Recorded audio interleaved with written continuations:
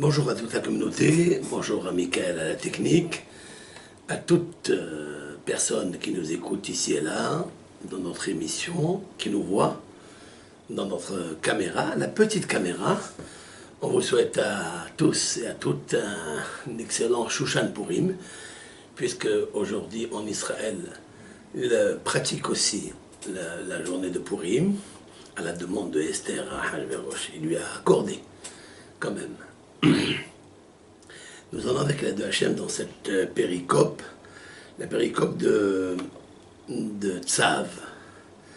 Cette section, elle est très importante puisque nous avons commencé la semaine précédente le livre de Lévitique, à savoir le troisième livre de la Bible. Ce livre parle de la troisième lumière qui est prescrite dans la Genèse, le mot or. Le mot or, il y a, comme l'a expliqué Rabbeinu Behaye, 5 fois le mot or dans Bereshit, les premiers versets de Bereshit. Et il nous faut savoir que ces 5 fois la graphie du mot or, chacune correspond à un livre de la Torah. Nous sommes donc aujourd'hui dans le troisième livre de la Torah, donc Lévitique, qui en général parle des enseignements riches, des sacrifices, des corbanotes que l'on apportait au temps où le Beth Amikdash était construit. Bimehera biyamenu. Il va être construit avec l'aide de Hachem lorsque Mashiach, bientôt, à savoir le mois de Nissan, qui est très proche. Nous allons lancer dans quelques jours le mois de Nissan, et dans le mois de Nissan, il y a bien sûr Nissim Veniflaot, à savoir des miracles, des merveilles, comme Akadosh Baruch Hu, il avait fait au temps de Moshe Rabbeinu, de Aaron en Égypte. Le peuple d'Israël est sorti d'Égypte, et il sortira de cette galoute de Édom qui a trop tardé. Il nous faut savoir maintenant, dans notre paracha, je vais la lire sans tarder, cette paracha qui nous dit, avec l'aide de Hachem, dit comme ça. Je vais lire d'abord le premier verset. Donc la paracha, elle s'appelle Tzav. Je prends mon livre, Tzav et Aaron ve'et banav les morts. L'Éternel dit à Moshe en disant, Tzav, ordonne à Aaron ve'et banav et à ses enfants, les morts, en disant, Zot Torat Ha'ola.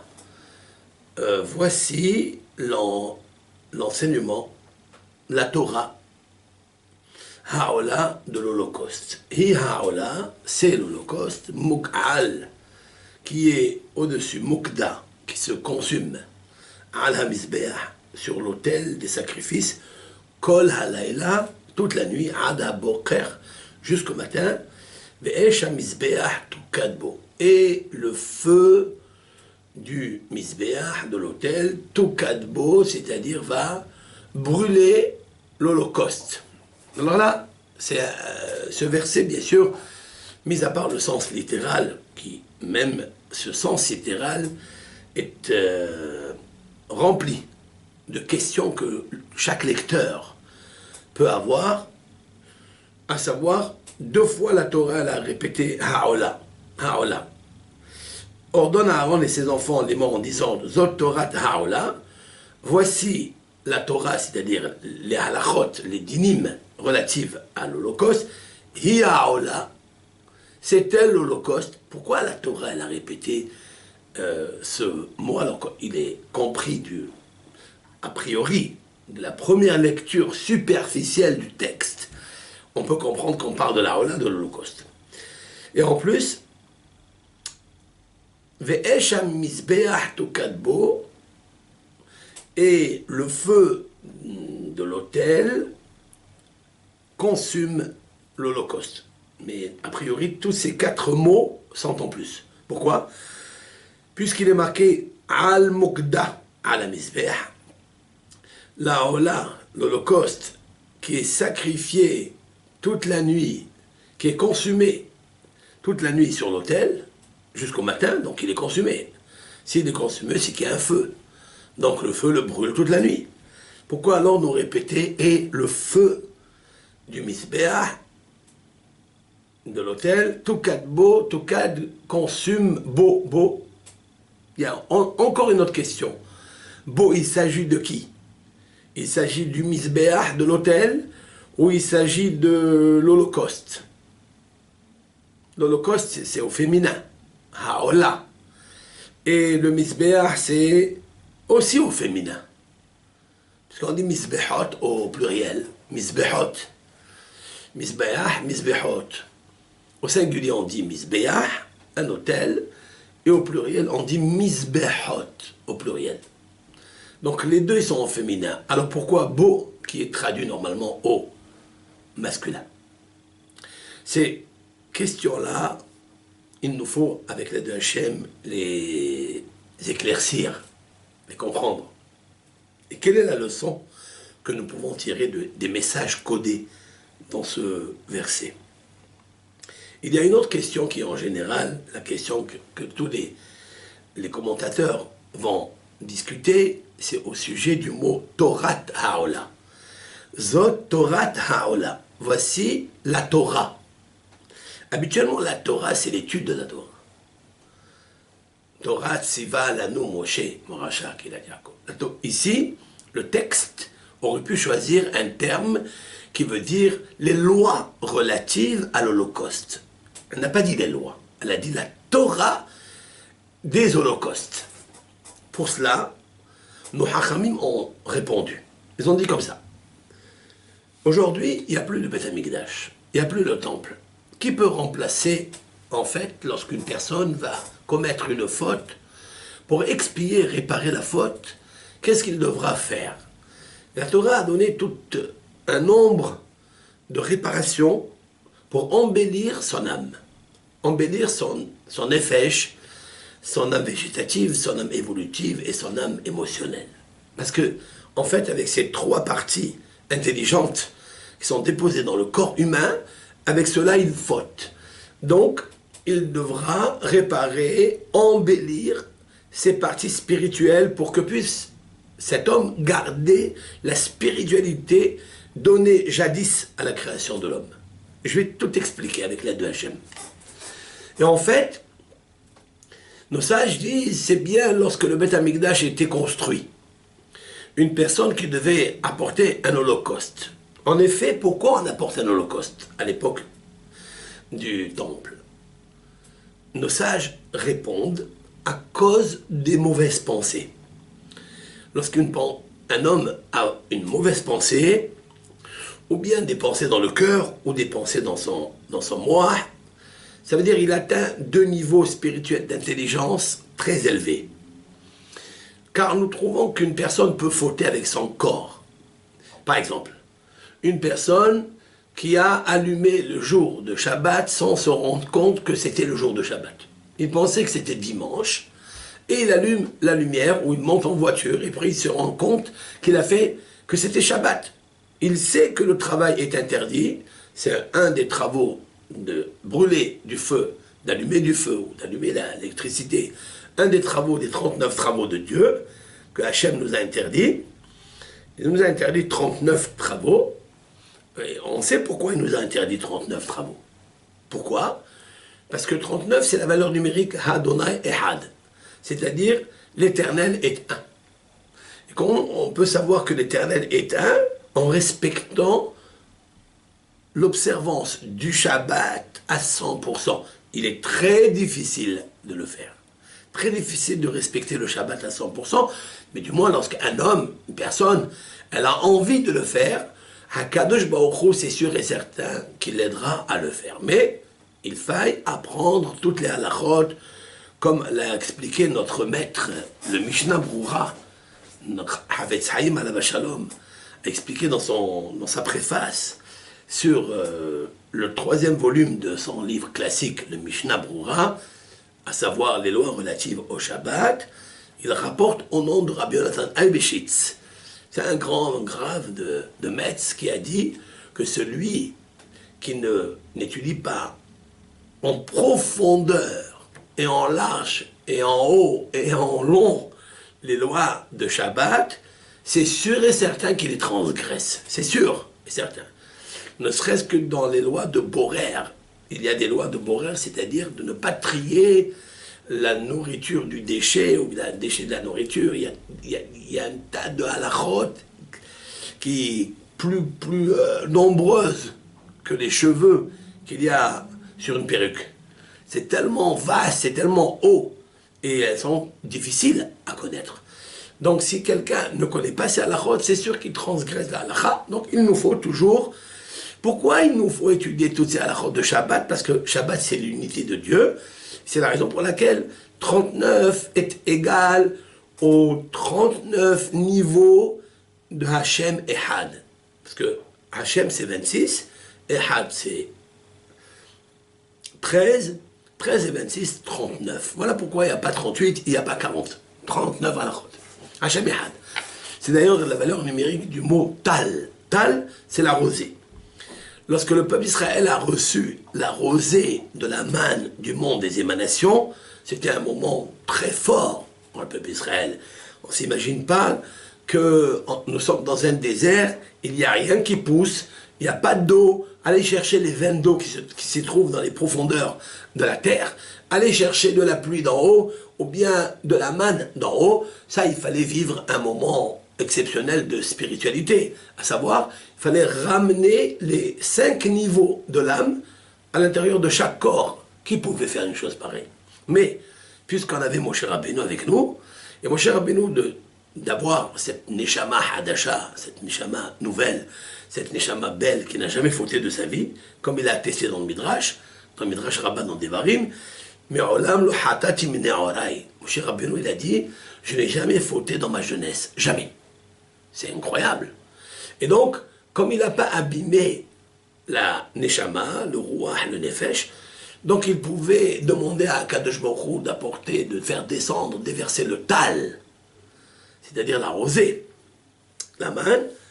Et là, on parlait du Shabbat, on parlait de la mitzvah de l'observance du Shabbat, puisqu'il est marqué que la manne ne pouvait pas descendre le Shabbat, on recevait 2 portions le vendredi comme aujourd'hui. Le 6e jour, on préparait ce qu'on doit cuire vendredi pour le Shabbat, mais le Shabbat, l'otimtsao basane. Moshe Rabbeinu a dit, vous allez voir, vous ne le trouverez pas dans le champ. Ils sont partis chercher, ils n'ont pas trouvé. Moshe Rabbeinu, ce qu'il dit, c'est cache. Tout ce qu'il dit, c'est emet l'amita shel Torah. C'est comme si Dieu, il descendait en bas, il nous faisait des miracles. Il ne fallait pas monter chez Dieu, on le fait descendre chez nous, comme a expliqué un des grands maîtres. Et pour cela, il fallait Hachem Ehad. Et ils ont atteint ce niveau extraordinaire. Bien que il nous faut atteindre ces 3 niveaux, et c'est la raison pour laquelle je voudrais parler de ça, à quel moment nous pouvons atteindre un petit ou 2 ou 3, on verra, chacun selon ses capacités intellectuelles, chacun selon sa préparation à les recevoir, et à quel moment il nous donne la force de le connaître et de le servir, si on peut. Parce que de faire plaisir à Akadosh Baruch Hu, c'est l'honorer, et l'honorer, c'est lui donner la malchoute, la royauté dans cette terre. Parce que la royauté dans les sphères, il l'a. Hashamayim mesaprim kevod el ou ma'aseh adav magid arakiya. Akadosh Baruch Hu n'a pas besoin de nous pour prôner la gloire par ses sujets, par les planètes et par les malachim qui s'y trouvent, par la beauté du firmament céleste la nuit par exemple, ou le jour par le soleil. Akadosh Baruch Hu n'a pas besoin de nous. Ce qu'il a besoin de nous, c'est de lui donner la force, à savoir, c'est qu'on n'abîme pas cette création qui est le monde de l'action. Mais voilà que, lorsqu'il y avait Beth Amikdash, on pouvait apporter un holocauste parce qu'un homme qui fautait par des pensées, il a abîmé le Koach HaNeshama qu'il a dans son cerveau, qui s'appelle sagesse, Chorma. Et s'il avait des mauvaises pensées dans son cœur, il abîmait l'intellectualité qui s'appelle Bina, c'est-à-dire l'intuition. C'est le 2e niveau du système séphérotique. Il l'a abîmé. Qu'est-ce qu'il devra apporter? devra apporter un holocauste à Dieu. Pourquoi? Parce que cet holocauste était consumé entièrement sur l'autel des sacrifices toute la nuit jusqu'au matin. C'est ce qu'elle dit la Torah. Tzav et Aaron ve et Banav, ordonne à Aaron et ses enfants. Nous allons voir pourquoi Aaron. Et pourquoi le terme de Tzav, ordonne, pourquoi il faut ordonner?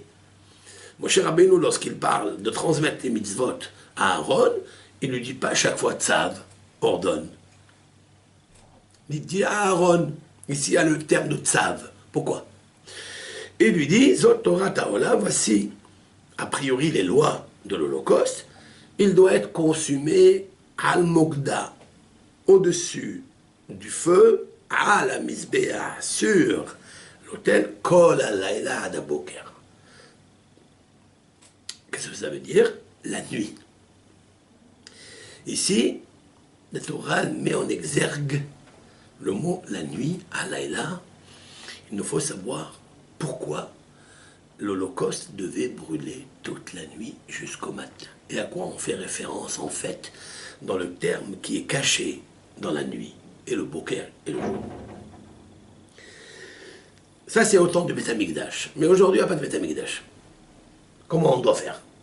Le Talmud nous dit, c'est la raison pour laquelle la Torah a prévu ce que demain va être le peuple d'Israël dans l'exil qui se nomme dans le texte de la Haggadah. L'exil, c'est en fait la nuit.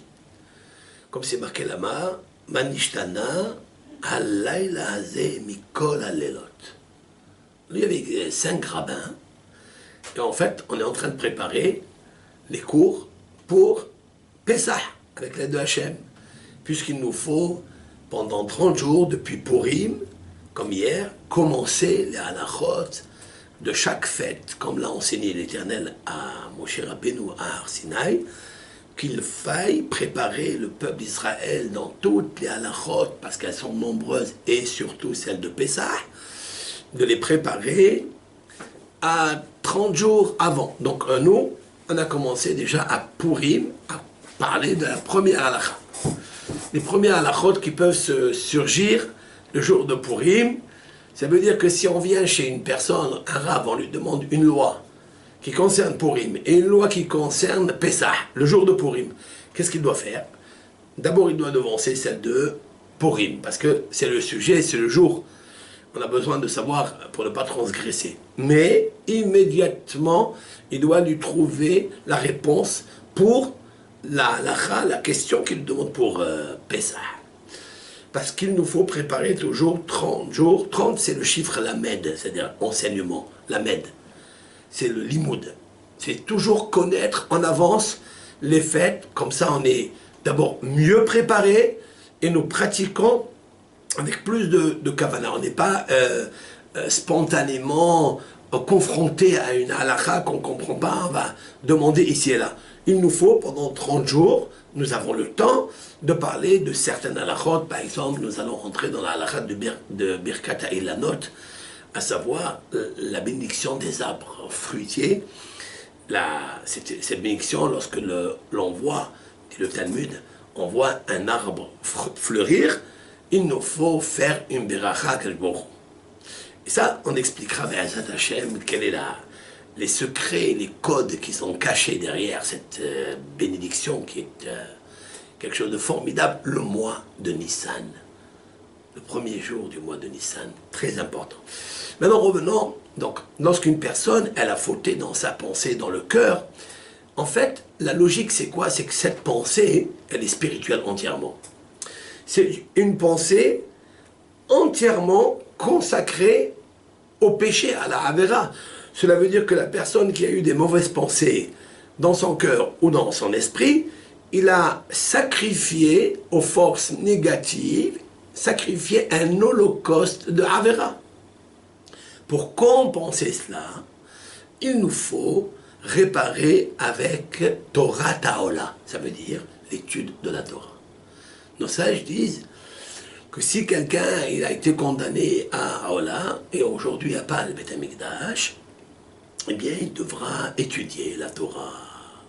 Ou bien, s'il n'arrive pas à étudier la Torah, alors à ce moment-là, il devra prier convenablement. Il y a trois choses qui peuvent permettre d'annihiler ou de réparer les fautes qu'on a commises à cause d'une mauvaise pensée. Il faille apporter en contrepartie, à la place, une compensation, comme un pidion, comme une sorte de rachat, avec des paroles positives. Comme le Talmud nous dit, Ima'asita havilot shel averot, si tu as pratiqué des havilot, c'est-à-dire un tas de péchés, asek kenegdan havilot shel mitzvot. Fais en contrepartie, en compensation, fais des tas de mitzvot. C'est une réparation. Bien que le Hari Akadosh nous dit que le fait qu'aujourd'hui il n'y a pas le Beth Amikdash, même si on étudie la Torah, ça pardonne, mais il faille que l'étude soit au top niveau. C'est-à-dire les Shem Shamaim, les Shem Hashem. Et ça, c'est un peu difficile. Et si on n'arrive pas à le faire, à réparer dans ce sens, comme Akadosh Baruch Hu t'a donné une neshama qui est très très pure. Cette neshama, elle s'appelle Ha'olah, elle s'appelle l'Holocauste. Lorsque Dieu t'a donné l'Holocauste, c'est-à-dire ta neshama, à quel moment il a choisi cette neshama pour te la donner? À quel moment? Au moment de la conception du couple. Lorsque il y a une conception entre le couple, il y a un ange qui s'appelle Laïla, la nuit. Cet ange-là, il prend la goutte séminale qui a été créée par le père et la mère, il l'amène dans un endroit qui s'appelle Hechal Hatzlamim. À savoir, c'est imagination, dans le ciel, il n'y a aucune matérialité. C'est tout spirituel. Et même ça, c'est interdit de le dire. C'est-à-dire que notre pensée, elle est au-dessus de toutes les sphères que l'on connaît. Et l'on peut juste imaginer dans ce qu'on appelle le monde de la Yetzira, le monde de la formation, on peut créer à l'intérieur de notre pensée ce que les mots de la Torah, par les 27 lettres de la Torah, on peut imaginer la forme qu'elles ont, la création qu'elles ont. Et ça remonte immédiatement comme un télétransport dans le cerveau. Le cerveau, il a une puce qui actionne. Cette puce, elle s'appelle la Neshama, Hi Ha'olah. Cette Neshama, elle monte vers le haut, et elle comprend tout ce qui se passe sans tout à fait comprendre le sens absolu des choses. On a quelques brindilles de compréhension, mais on le sait très bien que là-haut, Bashamaïm, il y a un Mizbeah, c'est-à-dire, il y a un autel. Et celui qui sacrifie les Neshamot des Tzadikim dans cet autel, il s'appelle Michael. Michael, c'est l'ange qui est le Kohen Agadol, de la même façon qu'ici en bas, Aaron à Kohen. C'est lui qui amène les sacrifices dans l'autel pour les combustionner, les consumer. Et bien là-haut, il y a un prototype ange, archéange, qui s'appelle Michael, Vehu makriv nafshotehem chez Israël. Qu'est-ce que ça veut dire? Quel est le sens? Le sens est, lorsqu'une personne a une bonne pensée, lorsqu'une personne a une étude de la Torah parfaite, eh bien, c'est une forme de sacrifice qui c'est pas seulement au moment où il y avait le Beth Amikdash que ça s'est réalisé, même avant, même après. Cela ne dépend pas du Beth Amikdash. Cela dépend de chaque personne parmi nous qui a une très bonne pensée de faire à Kadosh Baruch Hu, de lui donner une belle tefila, il donnait une bonne tzedaka, lorsque cette tzedaka, elle est lavée de tous les intérêts, égoïsmes ou la recherche et la collecte des honneurs, eh bien cette mitzvah, elle monte, hi ha'olah les mala. Elle monte, qui la réceptionne, c'est Malach Michael, l'ange Michael, qui reçoit cette prière. D'ailleurs, on le dit dans la prière tous les jours, 3 fois par jour,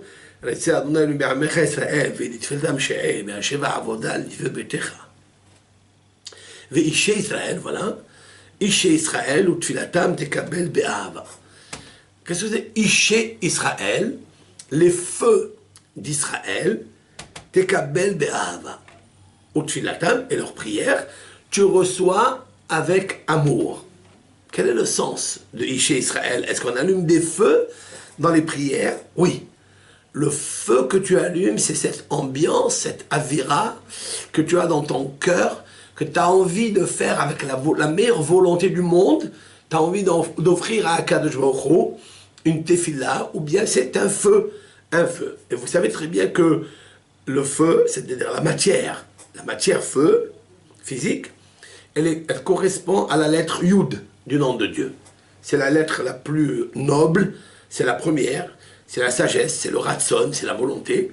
Et en fait, le feu qu'il y a à l'intérieur de chaque juive qui veut offrir, comme par exemple ce soir, aujourd'hui, maintenant, vendredi, elle veut préparer des bonnes halotes pour Akadosh Baruch Hu en pratiquant la frachat hala. Mais si, pas seulement ses mains qui correspondent à l'âme végétative, c'est plus encore. C'est le rouah qui est à l'intérieur de son cœur, la bonne pensée, la bonne humour. C'est pour ça que c'est marqué Be'ahava, avec amour. On dit Hachem accepte, exauce les prières et les feux d'Israël. Be'ahava, avec amour. Vous savez de quoi? Avec amour que toi tu as fait avec amour. Si une personne, elle fait les choses avec amour, lui, il devient il devient un autel. C'est l'autel des sacrifices. Et son cœur, il distribue des volontés. Ces volontés-là montent comme un holocauste à Kadosh Baruch Hu. Mais là, qui est-ce qui reçoit ces holocaustes? C'est l'ange Michael. Et lui, il les amène dans ce qu'on appelle le Misbeh Elyon, à savoir le sacrifice des autels supérieurs. Maintenant, nous allons étudier ensemble une parole de notre maître, Rabbi Yaakov Abehsera, Alav Shalom, ce grand sadique, ce grand hassid, ce grand kabbaliste réaliste. Il dit que ce pasouk, ce verset que je viens de vous lire maintenant, celui qu'on va lire le premier à la paracha, ce Shabbat, en fait, il fait allusion à plus de choses que cela. Car nous savons très bien que la Torah se subdivise dans ce qu'on appelle le pardès, c'est-à-dire le verger. Et donc là, nous avons dit peut-être un peu de pshat, un peu de sens littéral. Mais j'ai une question. Comment est-ce possible de prendre un animal, ou peut-être c'est pas comme ça qu'il faut le dire, comment est-ce possible que la Torah nous demande de prendre un animal sans défaut, bien sûr qu'il faille vérifier, même bedoukin sheba'ain, c'est-à-dire entre la paupière ici, on n'a pas le droit d'avoir dans le korban, dans l'animal qu'on va sacrifier, même pas une cicatrice, même pas un trou dans le doukin sheba'ain, dans la paupière. On n'a pas le droit. Il faut qu'il soit sans défaut. D'ailleurs, il y a un mot dans la paracha ici, dans le premier verset, Ya'ola al mokda. Mokda, c'est la consommation. Mokda. Moked, c'est le feu. Vous remarquerez que la lettre même est toute petite. Mokda. Comme ça, c'est marqué.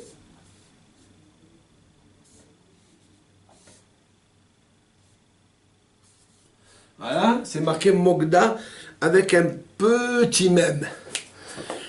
Et tous les commentateurs se demandent, mais pourquoi Hachem il a dit à Moshe Rabbeinu à Har Sinaï de le marquer avec en petit? Il y a plusieurs explications, parmi une que j'ai vue, du Rav Hida. Le Rav Hida a amené un grand hacham qui a dit que le même, il est petit parce que ça fait référence au mot moum. Moum, cela veut dire défaut. Si vous savez quoi? Cela veut dire que quand quelqu'un il a une mauvaise pensée dans son cœur ou dans son esprit, c'est que la neshama elle a un défaut. elle a un défaut. Lorsqu'elle a un défaut, elle devra corriger cela en brûlant ce défaut, c'est-à-dire les mauvaises pensées, par l'étude de la Torah. Il n'y a que l'étude de la Torah qui peuvent annihiler les forces négatives des mauvaises pensées.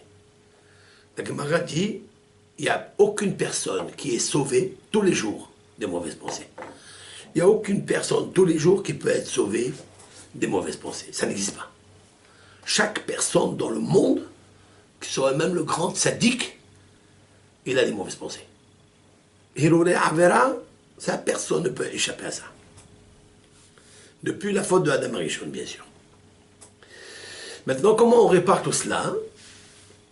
Eh bien, on répare cela par l'étude de la Torah. Mais je vais vous expliquer qu'est-ce que ça veut dire. Là, il dit le Rav comme ça. Il faut savoir que toutes les nuits, c'est connu ça dans le Zohar, pourquoi elle est faite la nuit? Pourquoi elle vient la nuit? Pour dormir. C'est vrai. C'est pour le sommeil. La Gemara ne dit pas cela. La Gemara dans le traité Berachot nous dit, au nom de Hachamim, que la nuit n'a été créée que pour l'étude de la Torah. La nuit, c'est là où il y a le moins de mauvaises pensées qui peuvent atteindre et affecter ta pensée du cœur et de l'esprit. Toute la journée, vous savez, il y a des milliards de mondes dans le monde entier qui courent et chacun a une pensée. Là, il court pour faire une mitzvah, mais la plupart, ils courent pour faire quoi? Pour pratiquer les choses qu'on a besoin de la vie, l'indispensable. Le travail, le commerce, l'un il vend, l'autre il ceci. Il court, on court, et toutes ces pensées peuvent empêcher le Ben Israël d'évoluer dans l'étude de la Torah. Parce que c'est des pensées qui affectent l'homme. La nuit, tout le monde dort. Ceux qui n'ont pas encore compris que la nuit était pour l'étude, ils vont dormir parce qu'on est fatigué. Et c'est vrai que quand on dort et on se réveille, on est encore plus fatigué. On se demande pourquoi on a dormi. Mais en fait, la nuit n'a pas été faite pour cela. Pas du tout. La nuit a été faite pour l'étude de la Torah. Lo ivre laila el ani gersa. L'étude. C'est-à-dire de prendre un livre du Talmud, en l'occurrence, ou de prendre un livre, pas de Teilim, on ne lit pas les Teilim le soir, mais il nous faut prendre les Mishnayot, ou bien des halachot, du Shulchan Aruch, et essayer comme ça de traverser plusieurs halachot pendant la nuit avec la joie, avec le bonheur, avec le hesed et le hen. Comme dit le Talmud, que si quelqu'un étudie la nuit et chante avec Akadosh Baruch Hu, par le biais de la Torah, par le biais des Mizmorim, eh bien, il a un fil de grâce qui est suspendu sur lui. L'ange du matin, celui qui doit faire ce qu'il a à faire, de négatif, il ne le touche pas. Il ne le touchera pas. Pourquoi? Parce qu'il voit sur lui un fil de haine qui a été créé par les 58 forces de la Torah. Dans la grâce, il y a 58 forces, lumière, de la Torah, qui sont protectrices de l'homme. Et aucun ange maléfique ne peut l'atteindre. C'est incroyable. D'ailleurs, Maïmonide a écrit dans les lois relatives à l'étude de la Torah, dans son Yad HaZaka, il a dit Verov Chochmati Balayla. Il a dit la majeure partie de mon étude était la nuit. Toute sa sagesse, il a dit. La majorité de sa sagesse. Il avait les 7 sciences. Maïmonide, la médecine, l'astrologie, l'astronomie, l'étude de la Torah. Il connaissait parfaitement les secrets de la Torah, les règles générales par lesquelles qui sont la technicité, comment arriver à faire un commentaire, comment comprendre ce qu'on appelle l'analogie des termes, ou bien la force d'a fortiori, le principe d'a fortiori, Kalva Homer, Gezerah Shava. Un Rambam, c'est un Rambam. Rambam s'appelle Moshe. Il avait le Nitzus de Moshe Rabbeinu, même il y a 900 ans. Hein. Et comme il a étudié la Torah avec Lishma, les Shem Shamaïm, HaKadosh Baruch Hu lui a donné, il a déversé sur lui la puissance de la Kedusha, de la Torah. Il y avait un autre maître Mais celui-ci, il est très très haut, qui est le Yonatan ben Oziel. Je parle il y a 2000 ans, comme le traité Tamid 28a nous raconte que Hillel Azaken, le sage Hillel, avait 80 élèves. Le plus petit élève, c'est Rabban Yohanan ben Zakkai, le maître de Rabbi Akiba. Le maître de Rabbi Eliezer ben Horkanos, ben Eliezer ben Arach, que des grands, des sommités. Celui-ci était le 80e élève de Hillel. Et le plus grand, c'était Yonatan ben Oziel. On raconte sur Yonatan ben Oziel que lorsqu'il y avait un oiseau qui survolait Yonatan ben Oziel, lorsqu'il étudie la Torah, alors cet oiseau brûlait. Cet oiseau se consumait. Je n'ai jamais compris comment est-ce possible qu'un rave, alors que la Torah c'est la miséricorde, et tout celui qui va lire ce Talmud ne va rien comprendre. Comment un maître il peut enlever la vie à un oiseau parce qu'il étudie la Torah? Mais en plus, logiquement, comment, par l'étude de la Torah, il y a du feu, c'est quoi? Même s'il y a du feu, combien ce feu il peut s'étaler? Mais l'oiseau, il se trouve dans le ciel, à des kilomètres de ça. Comment il peut le brûler? C'est un texte dans le Talmud qui est incompréhensible. La réponse est la suivante. Maïmonide, Rambam, dans son livre Le Guide des égarés, a apporté quelque chose de fabuleux. En effet, on ne parle pas ici de brûler quelque chose. Car je le sais, moi, que le Hari Akadosh, Rabbeinu Arizal, de mémoire bénie, son mérite se déverse sur le monde. Arizal n'a jamais tué une mouche, une fourmi. Parce que chaque être vivant qui est ici dans ce terre, il a une mission. Comment vous voulez lui enlever sa mission alors que Akadosh Baruch Hu lui donne une mission, il lui donne une vie? Alors cet oiseau qui vole, à plus forte raison, peut-être qu'il est en train d'aller faire une mission, peut-être il apporte la nourriture si c'est une femelle ou un mâle, à ses enfants qui se trouvent dans le nid. Comment on peut tuer un oiseau? Vient un Rambam, il dit quelque chose de fabuleux, ingénieux, lumineux. Quoi? En fait, les oiseaux survolent dans le cerveau de l'homme. Chaque être humain, il a toutes sortes d'oiseaux non cachers qui volent dans le cœur, qui volent dans l'esprit. Ce sont ces mauvaises pensées. Hiyaola. Hiyaola, ça veut dire ça monte seul. On n'a pas besoin de demander. Comme il a dit Rabbi Simcha Zisl dans son livre Chokhmah ou Moussar. C'est un des grands moralistes qui a été l'élève de Rabbi Israël Salanter. Il a dit que l'esprit de l'homme, si on ne fait pas attention, si on ne le corrige pas, si on ne l'éduque pas, c'est une poubelle. Il peut recevoir toutes sortes de mauvaises pensées. C'est pour ça que la Torah, je dis, elle commence par cette section de Tzav. Et bien sûr, en rapportant ce que dit Rashi. Rashi dit Tzav. Un Tzav est là, la chance zirouz. Chaque fois que la Torah emploie le mot Tzav, cela veut dire, c'est une façon de dire Aaron soit zélateur. Pourquoi? Amar Rabbi Shimon Bar Yochai nous dit dans la Mechilta, c'est un recueil de Mishnah, cela veut dire quoi? Lorsque la Torah emploie le mot tzav, ça veut dire soit vigilant, soit zélateur, c'est là où il y a une perte d'argent. Ici, en l'occurrence, Aaron, ses enfants, ils doivent apporter des sacrifices pour réparer les fautes des bénis Israël, et ça coûte de l'argent. Hissaron kis. Ça coûte de l'argent. Donc, là où il y a la difficulté d'apporter de l'argent, l'homme n'arrive pas à le faire. C'est très difficile d'acheter, par exemple, très belle paire de téphilines, on achète celle qui est moyenne. Par contre, si on doit acheter un beau salon, si on doit acheter une belle voiture, ça, bechavod. Le Yetzer Hara, il ouvre les portes, il ouvre les coffres, il ouvre les comptes Yallah, zid. Mais Hachem, belle paire de tefilin. Et là, la Torah nous dit, attention, là où il y a une mitzvah à faire et il y a une perte d'argent, il faut que tu sois zélateur, parce que si tu ne l'es pas, la mitzvah, elle va faire monter. Et moi, je dis qu'au lieu de la laisser faire monter, Hametz, il faut la faire monter.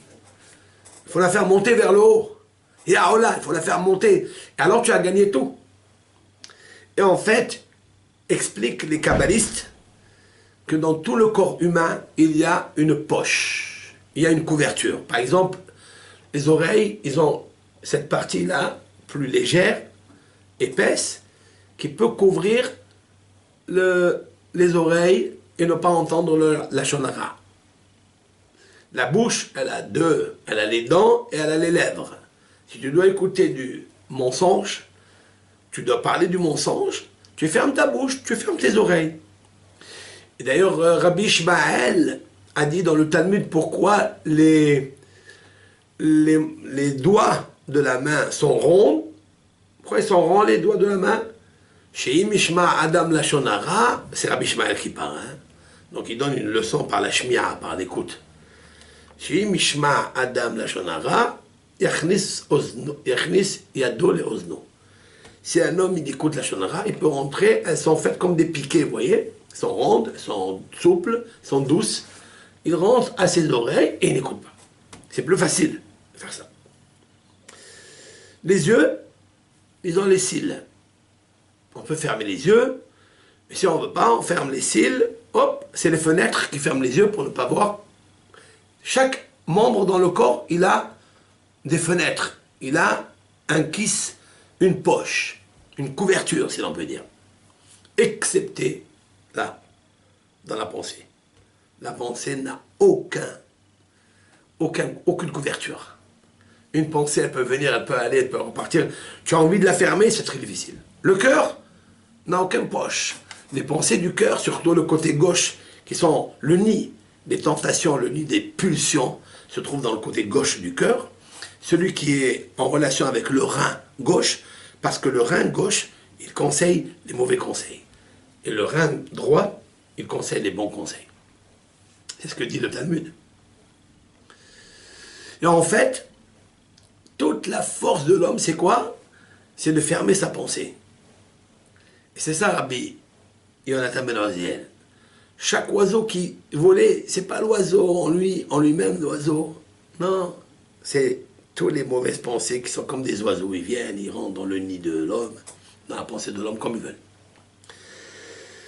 Maintenant, tout cela se passe la nuit. La nuit, la Neshama, elle monte chaque nuit dans le ciel. J'avais parlé dans un de cours, dans nos shiurim que nous faisons tous les semaines. J'avais parlé de ça. Il existe en haut dans le ciel, au nom de Rabbi Haim Vital, un endroit qui s'appelle Be'er. Be'er, c'est-à-dire un puits.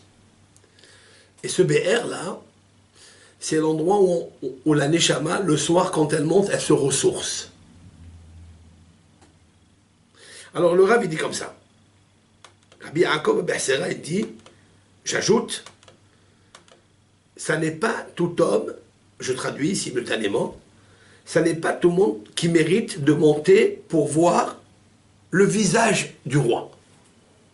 Tiens, c'est nouveau ça. C'est-à-dire la Neshama, elle monte, la Neshama étant une partie de Dieu, c'est le seul moment où elle peut avoir un contact pour regarder le visage du roi, c'est le soir dans le sommeil. Il dit, c'est pas tout le monde qui mérite de voir le visage du roi. En parlant du visage, attention, l'Éternel n'a pas de visage.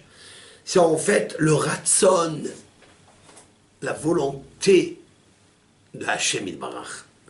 La volonté de Hachem, c'est quoi? C'est la magnificence, c'est l'amour, c'est la plénitude, c'est tout.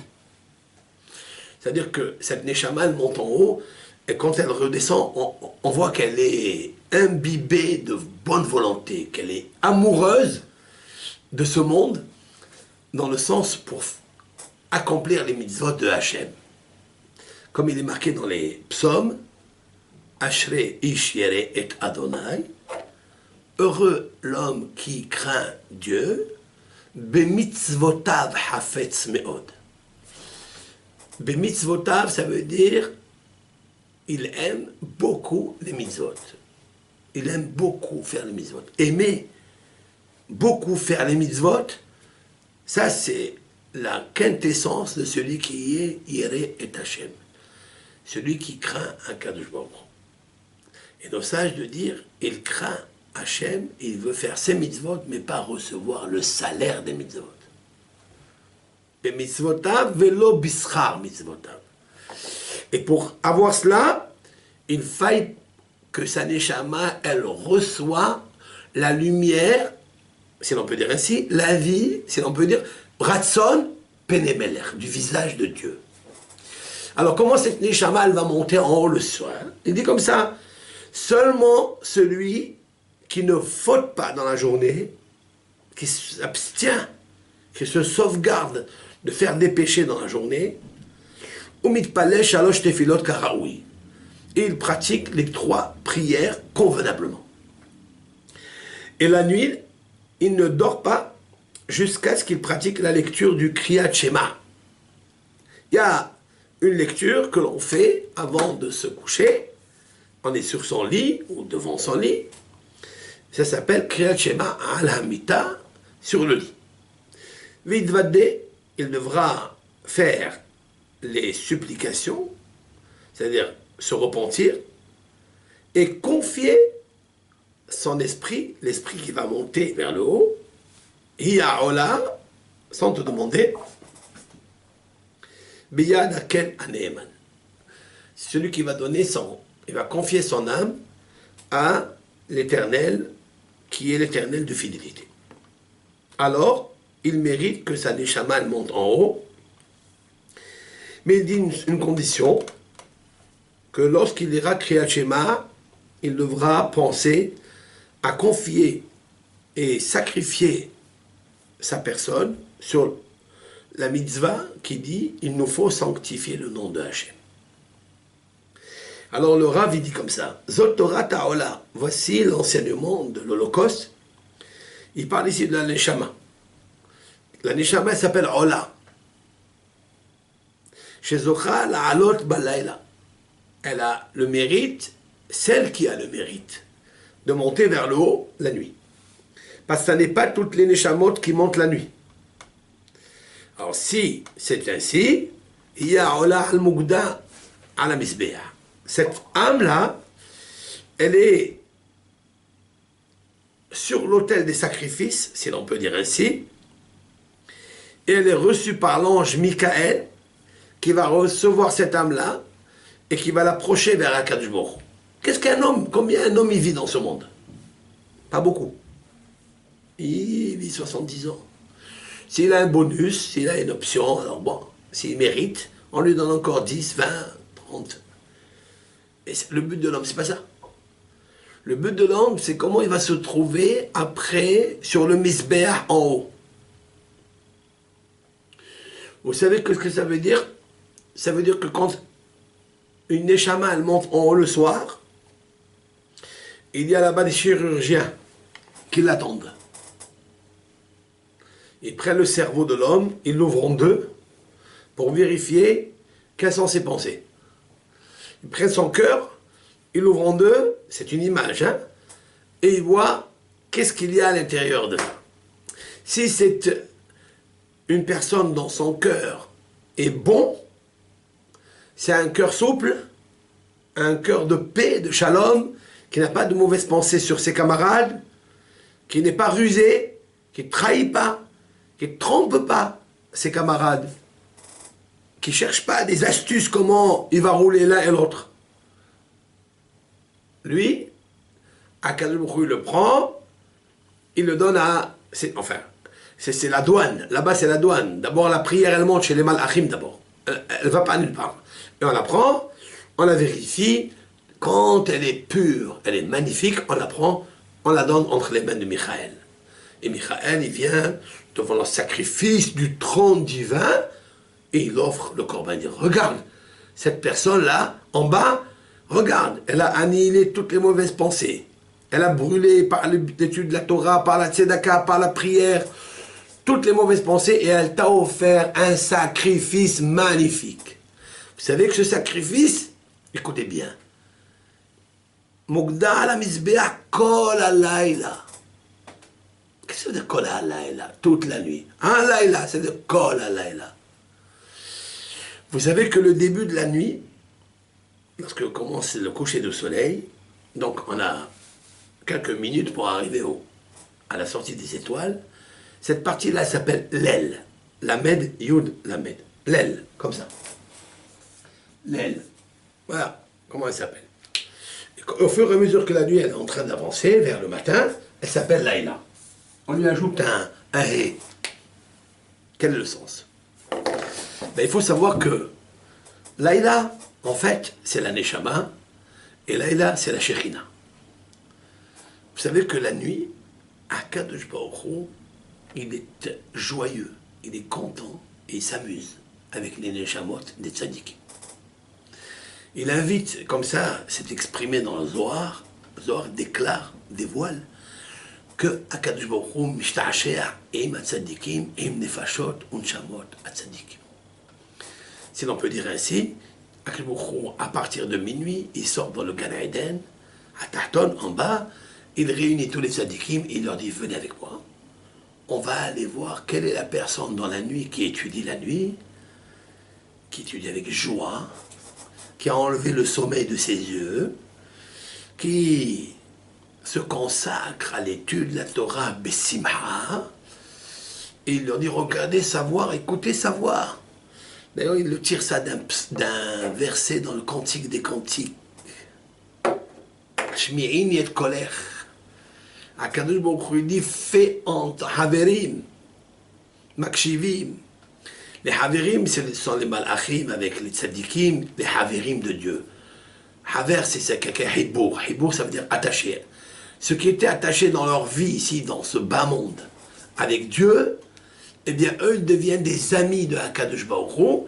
Et Hachem, il leur dit, venez avec moi, on va descendre, on va aller écouter, qu'est-ce qu'il dit tel et tel monsieur qui est en chair et en sang, et que normalement, le Yetzer Hara, il doit le gagner. Regardez, il arrête le sommeil, il se lève à 2 heures du matin, ou il ne dort pas du tout, et regardez ce qu'il est en train de faire, il est en train de maintenir le monde par l'étude de la Torah. Parce que le premier pilier du monde, c'est d'abord l'étude de la Torah. Comme il est marqué dans les maximes de nos pères, Ha'olam omad ha'shlosha dvarim, le monde tient sur 3 piliers, à la Torah d'abord, à Torah. Et al-gimilut hasadim, avec bien sûr d'apporter un partage, une joie, un bien à autrui.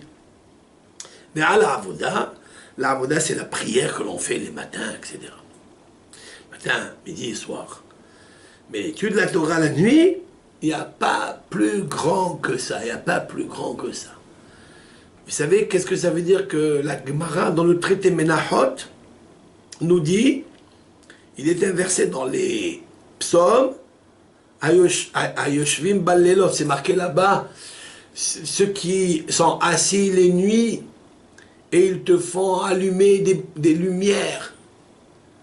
La Gemara, elle dit, tout celui qui étudie la nuit, la Torah, il fait monter sa neshama et il fait plaisir à la Shekhinah, qui s'appelle Laïla, avec le hé en plus, c'est le hé de la Shekhinah. Eh bien, c'est comme s'il a construit le Beth Hamikdash et il fait des sacrifices sans défaut. C'est incroyable, incroyable. C'est magnifique. Et c'est pour ça qu'il a valu au Beth Yosef, Rabbi Yosef Karo, qui a étudié les nuits et les nuits et les nuits la Mishnah, de créer, si l'on peut dire ainsi, un conteur, un ange qui venait lui raconter des choses merveilleuses. Magid Mesharim, il a écrit un livre qui s'appelle Magid Mesharim, le conteur de la droiture. Ça veut dire tout ce qu'il a fait dans sa vie qui est bien, il l'a félicité, et ce qui n'est pas bien, il l'a réprimandé. Au point de lui dire, arrête de penser pendant la Hamida à telle et telle chose. Ça suffit. Il lui a dit, tu étudies la Torah, c'est vrai, mais c'est pas encore ça. dans la Hamida, pendant la prière à voix basse, tu penses à certaines imperfections. Tu n'as pas le droit, il lui dit. Et l'autre, il fait teshuva. Et comme ça, Rabbi Yosef Karo, il a avancé au point où il est devenu le codificateur du peuple d'Israël. Par son Shulchan Aruch, il a donné à Israël de quoi manger sur une table bien dressée avec des plats exquis. Ce sont les halachot que nous avons depuis Amoud HaShahar, le lever du jour, en faisant l'Itilat Yadayim, en faisant le modé, jusqu'à la fin en faisant Kriyat Shema à la mid. Eh bien, quelqu'un qui fait ces mitzvot-là, il fait monter sa neshama très très haut, et toute la nuit, quand la laïla, il est avec la Shekhinah en train de lui donner la force à la Shekhinah, parce que vous savez qu'au début de la nuit, la Shekhinah, elle se sépare de HaKadosh Baruch Hu, si l'on peut dire ainsi, et puis à partir de minuit, on fait ce qu'on appelle Tikkun Hatzot, et on ramène Rachel, qui est la Shekhinah, on la ramène avec HaKadosh Baruch Hu, et ils font ce qu'on appelle l'union, le Sifouk. Et le petit matin, au petit matin, la Mishnah, enfin c'est une traité talmudique dans le traité Berachot, qui nous dit que le petit bébé, le nourrisson, il tète des seins de sa mère. C'est quoi ça? En fait, c'est nous, le peuple d'Israël, nous sommes le petit nourrisson, nous n'avons pas fauté, quoi. Parce que quelqu'un qui étudie toute la nuit, il apporte une lumière puissante au monde entier. Et donc, on devient tous des petits nourrissons qui allaitent des seins de la Shekhinah, qui s'appelle maman, qui s'appelle Ima. Elle s'appelle Rachel Imenu. Et donc, c'est ça que le texte nous dit. Si on reprend maintenant le texte, il est magnifique. Bon, on peut parler des heures, hein, c'est pas... L'essentiel, c'est de comprendre ce qu'on dit. Tzaf et Aaron ve et Banav ordonne à Aaron et à ses enfants les morts en disant. Ce qu'on a les morts. Les morts, c'est de dire. C'est de prier. D'étudier. Quand vous faites Tzedaka, il est plus intéressant de dire des paroles de soulagement, de réconciliation à un pauvre. Ils sont plus bénéfiques, d'après le Talmud, que de lui donner l'argent. Comme la Gemara, elle dit, celui qui donne une pièce d'argent à un pauvre, il est béni 5 bénédictions. Et celui qui le réconcilie avec Dieu, en le soulageant, il est béni encore un peu plus de 6 bénédictions. Ça veut dire 6 et 5, ça fait 11. 11, vous imaginez, c'est le chiffre, c'est le système séphirotique. Il y a 10 séphirotes plus le Keter, c'est-à-dire la couronne de Dieu. Comme si vous portez une couronne au moment où vous faites ça. Parce que vous lui faites porter une couronne à ce pauvre. Ça veut dire Israël est mort, il faut dire. Zot Torah Ta'ola. Ça veut dire, au moment où tu étudies la Torah, c'est considéré comme si tu apportes un sacrifice de Ola. Maintenant il te dit, ya Ola, c'est la Neshama, la nuit, elle monte sur le Misbeah, c'est-à-dire l'autel des sacrifices, elle se consume Kol Laïla, toute la nuit avec la Shekhinah, Adab Boker, jusqu'au matin, parce que le petit matin, le petit nourrisson, il va téter de allaiter des seins de sa mère. Le lait c'est quoi? C'est blanc. Le lait, c'est l'innocence. Le lait, c'est le Hesed. C'est la blancheur, l'innocence, le pardon des fautes. Maintenant, il est marqué quelque chose qu'on a dit tout à l'heure. Pourquoi il est marqué Ve'esh HaMizbeach tu kadbo? Et le feu de l'autel brûle en lui, il fallait dire brûle en elle, soit l'autel au féminin, ou bien brûle en elle au l'holocauste qui est au féminin. Non, non, brûle en lui cette fois-ci, dans l'homme. Qu'est-ce que ça veut dire? Alors on pourrait expliquer comme ça, que lorsque quelqu'un, la nuit, il pense à enlever toutes les fautes qu'il a faites dans la journée, et s'il n'en a pas fait, tant mieux pour lui. Il fait le Kriyat Shema sur Mita, il étudie la Torah un peu la nuit. Après, il descend jusqu'au matin.